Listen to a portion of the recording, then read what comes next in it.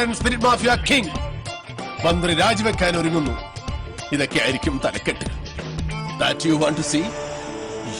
ഇന്നു മുതൽ പത്രക്കാർക്കും ടിവിക്കാർക്കും ചാകരയായിരിക്കും.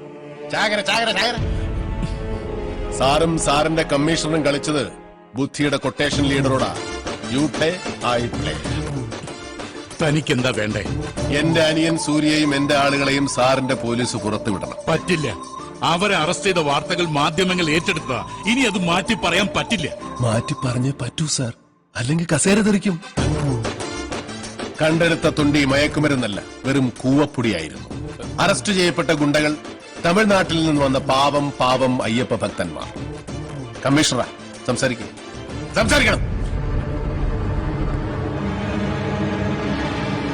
വെറുതെ വിടാനോ?